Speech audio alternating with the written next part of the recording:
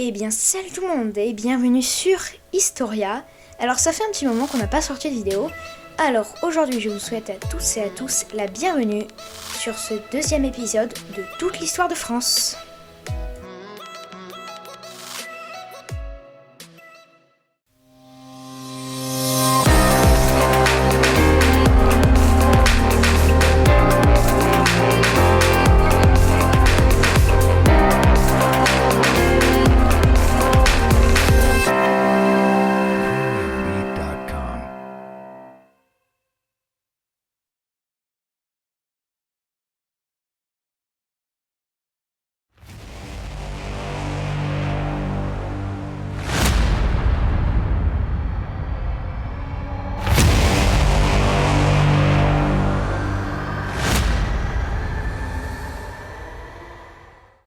Durant le royaume des Capétiens, il y avait ce qu'on appelle des seigneurs. Des seigneurs, ils gouvernaient des terres qui appartenaient au roi, ce qui permettait au roi de ne pas être partout à la fois. Ils rendaient la justice sur tous ceux qui vivaient sur leur domaine, les serfs, qui étaient des paysans attachés à leurs terres, et les paysans libres. Les paysans libres, ils payaient aux seigneurs des impôts en argent ou en nature pour pouvoir s'installer sur leur domaine. Les grands nobles ont aussi des vassaux qui sont prêts à combattre pour eux, même contre le roi. Quand il y avait des attaques barbares, les personnes vivant sur les terres des seigneurs pouvaient aller se réfugier chez le seigneur. Un événement très important du royaume des Capétiens est bien évidemment les croisades, car en 1095, le pape Urbain II, il appelle les chrétiens d'Europe à délivrer la ville de Jérusalem. Cette ville était alors contrôlée par les musulmans, qui interdisent le pèlerinage au tombeau du Christ. Des centaines de milliers de fidèles, rois, chevaliers ou simples paysans embarquent pour la Terre Sainte. On les appelle les croisés, en raison de la croix qui est cousue sur leurs vêtements. Malheureusement, le royaume des Capétiens ne réserve pas seulement de bonnes surprises. Entre 1348 et 1352, la peste noire ravage l'Europe. La médecine de l'époque n'est pas assez puissante pour empêcher la contagion, encore plus pour guérir les malades. Quand l'épidémie s'achève, la France a perdu 6 millions d'habitants. 1 sur 3 est décédé. Tant que nous sommes dans les mauvaises nouvelles, vous connaissez sûrement la guerre de 100 ans.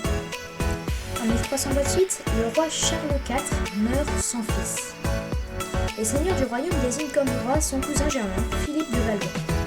Mais Édouard III d'Angleterre, petit-fils par sa mère de Philippe IV le Bel, revendique le trône de France.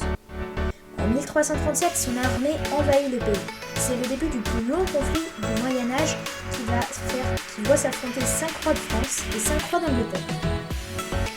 La guerre n'est pas permanente, mais elle ruine le pays et détruit son unité. Elle ne s'achève qu'en 1453, quand Charles VI parvient à chasser définitivement les Anglais du royaume de France. Heureusement, pour finir avec le royaume des Capétiens avec une bonne nouvelle, souvenez-vous que les villes s'enrichissent. La population augmente. Elle est mieux nourrie, elle bénéficie de bonnes récoltes dues aux importants progrès agricoles. Les villes renaissent et s'enrichissent. À partir du XIe siècle, elles rivalisent pour édifier les plus belles cathédrales dont les chantiers animent leur centre. Les habitants les plus aisés, qui sont appelés les bourgeois, réclament le droit d'administrer eux-mêmes leur commune. Les rois capétiens soutiennent les bourgeois contre les seigneurs et les associent de plus en plus aux affaires du royaume. Une fois la guerre de 100 ans achevée, Louis XI, qui sera roi de 1461 à 1483, va rétablir la puissance de la France. Ses successeurs vont engager le pays dans de nouvelles guerres, en Italie par exemple, où il revendique plusieurs petits royaumes. L'Italie, à cette période, connaît une renaissance culturelle, fondée sur la redécouverte de l'art antique des Grecs et des Romains.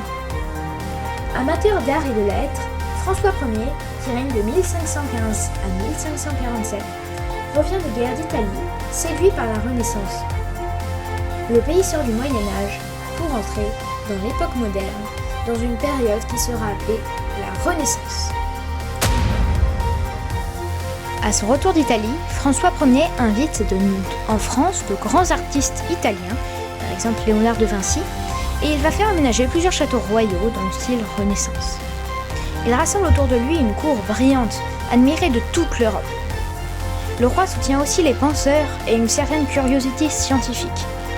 Il encourage notamment le développement de l'imprimerie, inventée par l'allemand Gutenberg en 1440, qui permet la diffusion de nouvelles idées. Mais ce sera l'objet d'une autre vidéo, toutes les histoires de Renaissance. C'est déjà la fin de cet épisode, je vous attends avec impatience pour le prochain épisode. C'était Historia, je vous souhaite à toutes et à tous une très bonne semaine.